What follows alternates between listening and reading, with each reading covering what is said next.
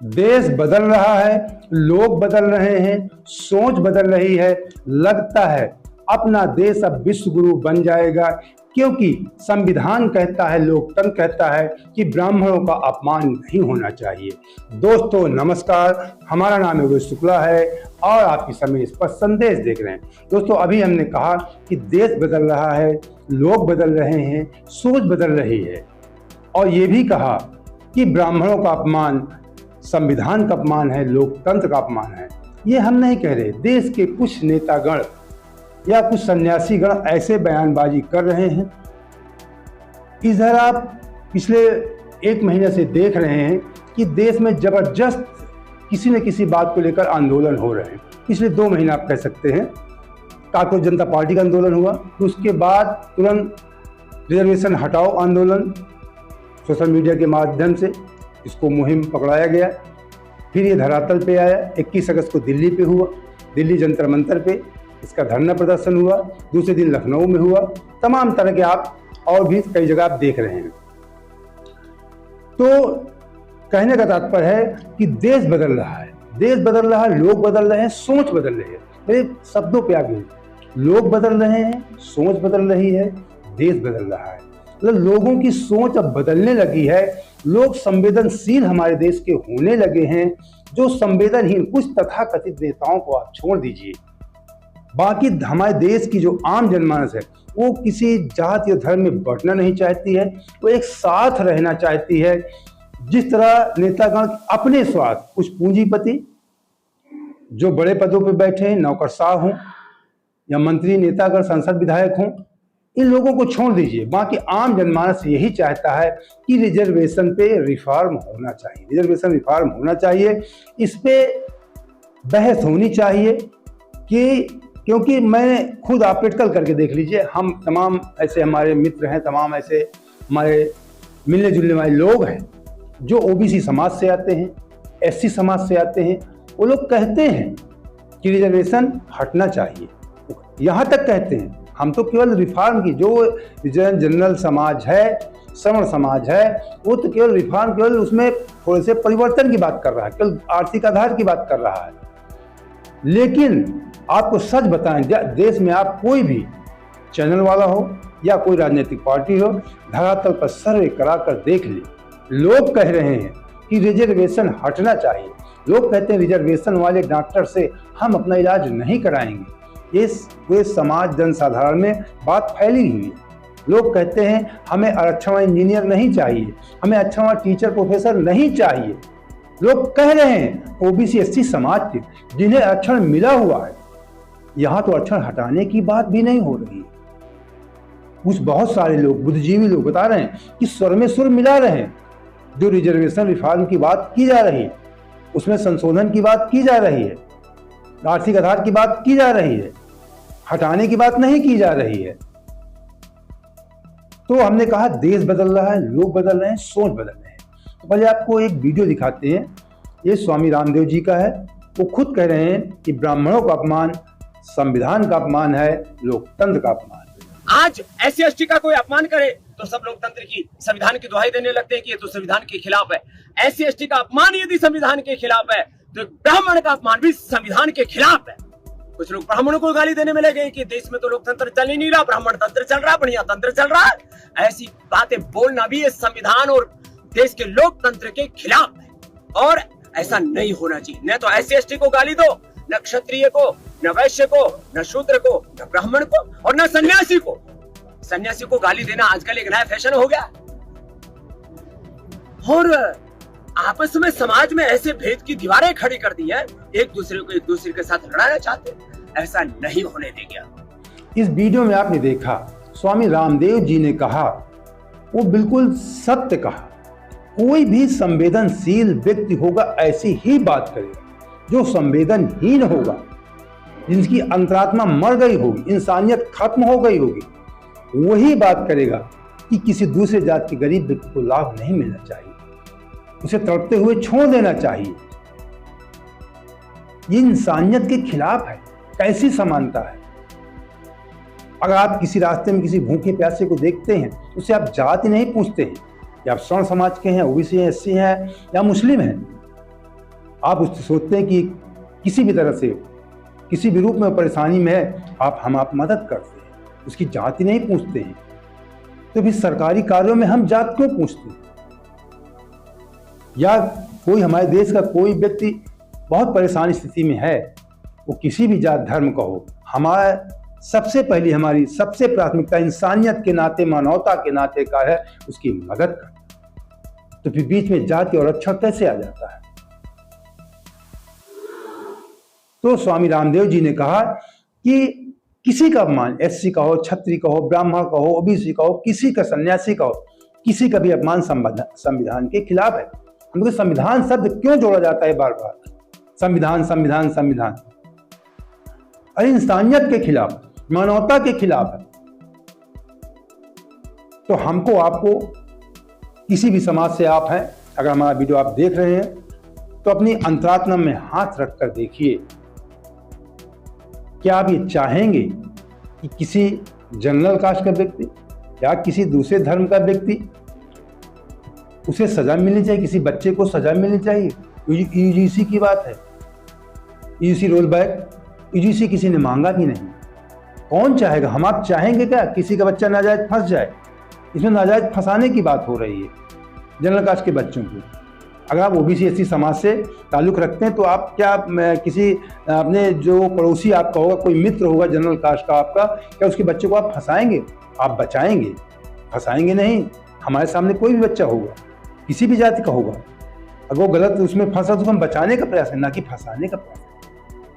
कितना बड़ा षड्यंत्र चल रहा है कि राजनीतिक लाभ लेने के लिए हमारे देश में, हमारे देश को ये लोग तोड़ने का काम कर रहे हैं।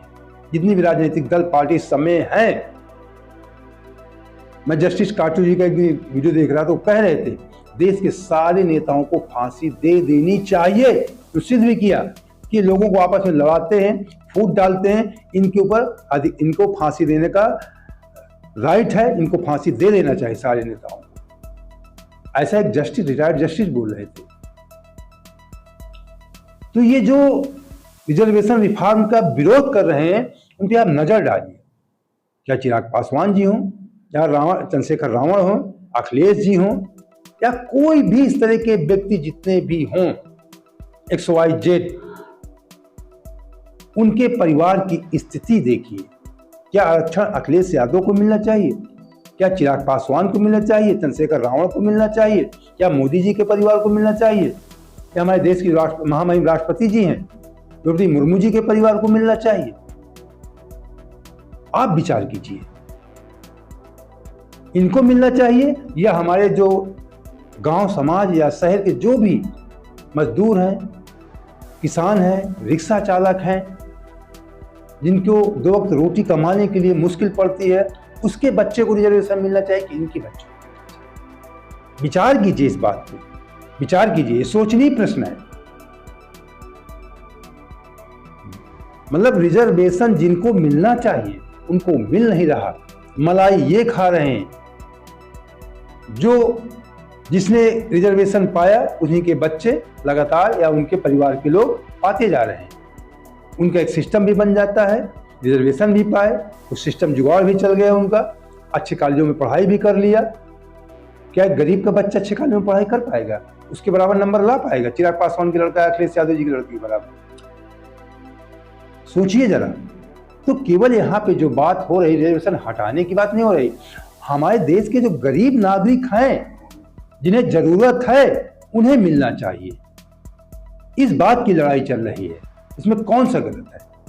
इसमें जनरल का कौन सा फायदा है? बताइए, सोच कर देखिए। जब सब कहते हैं कि 80% SC OBC मिला के हैं, लगभग 20% जनरल कास्ट है, 20% से उससे भी कम लोग बता रहे हैं।